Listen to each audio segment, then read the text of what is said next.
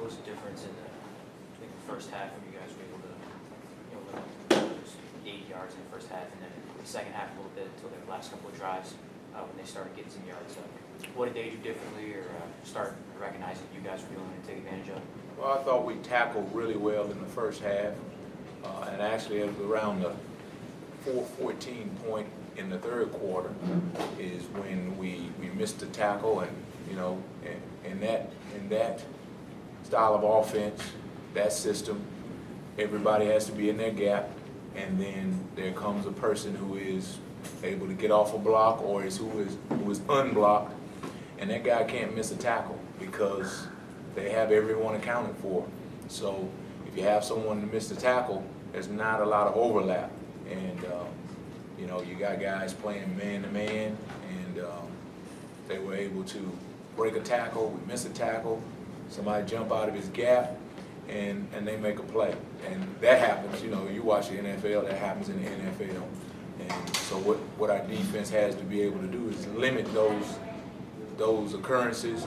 And when you rewind, and we always refer to last year, but when you rewind the tape in your mind and you look at how things transpired last year at different times, those times when the runner breaks, it's a score, And fortunately, many of the times when offenses get plays on us, we're able to get them down and give us one more chance to play. But that's essentially from the first half to the second half, we had a guy jump out of his gap, and you got guys fighting with everything they got. But over there on Tulane side, they're on scholarship as well, and they're trained to block guys. So sometimes a guy gets out of his block, or you're playing a really good running back and he breaks a tackle, and that's what happens. And that's what we had happen last week. Coach Morris has talked about how the improvement of your defense is due in part to the increased depth on your line. When you started working with these guys in August, did you expect this much of an improvement on that defensive front? Well, it was really, at that time, it was really about how well the defensive front, how well they developed. You had a guy like Demrick Gary, who is a true freshman, and you can never count on those guys just because, they're so young. And we didn't know what we would get, but to have him come on, that's been really good for us. Now, we lost Nick Horton, so we have to say how good could we be if we had Nick and we had Demrick. But when we lost Nick, guys like him and guys like Dionte Scott and guys like Badajoe, they just had to come alive for us.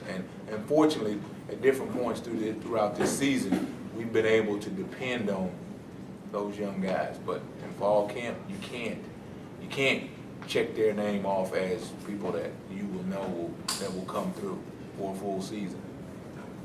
Dionte Green had the big fourth down stop the other night.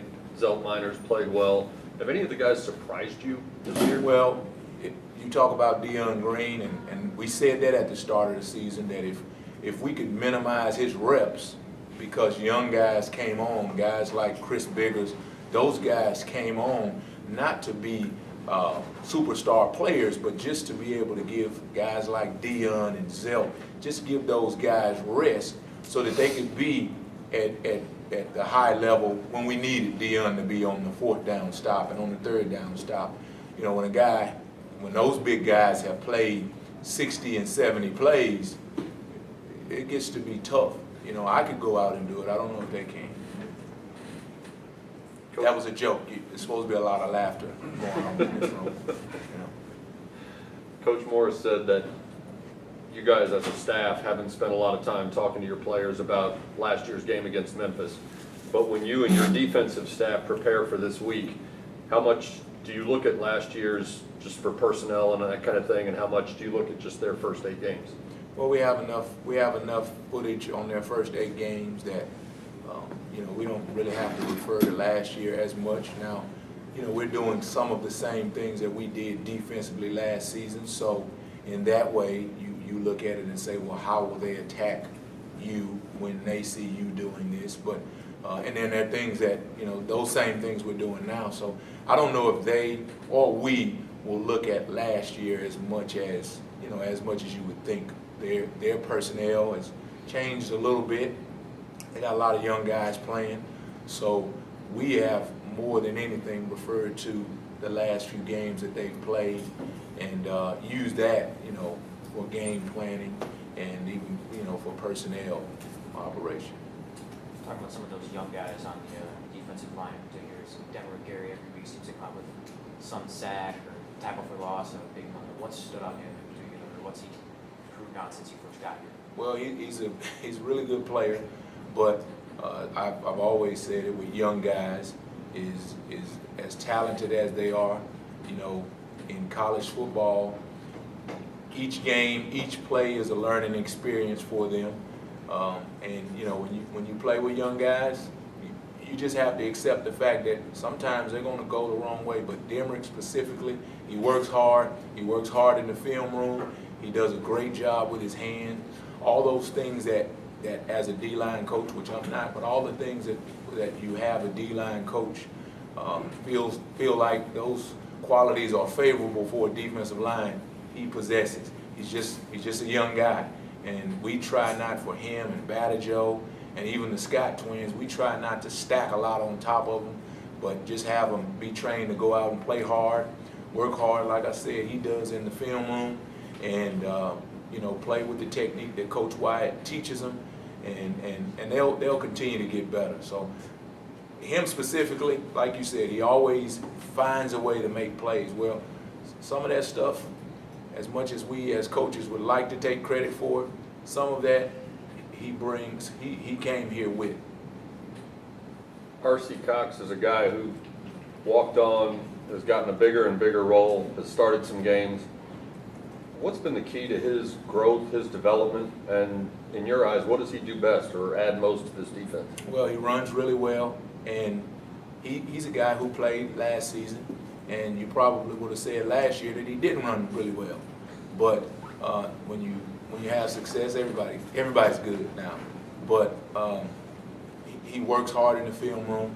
He's one of Coach Mack's linebackers who does a good job in terms of being able to play multiple positions. And he's played the star for us. He's played will for us. And when you find a guy who can do that, then that means he has an understanding of what we're doing. And when you know what the guy next to you is responsible for doing, and you're confident that he can do his job, you find yourself not in the linebacker vernacular, of not jumping out of your gap, of not trying to do the other guy's job, and it gives you the opportunity. It helps you to do yours a little bit better, and that's kind of where he is. He's always in the right spot. He's a solid player, as Coach Mack calls him. He's a solid player, and at that position, we need to be able to count on him being in the right place, being where he's supposed to be. And we don't have many superstars. We don't have many dazzling, dynamic players, but he's a solid player. We can trust that he's going to be where he needs to be. And when the ball comes back to him, he's always there to make the play. Does it look like a Van Malone tackle? Fortunately, no.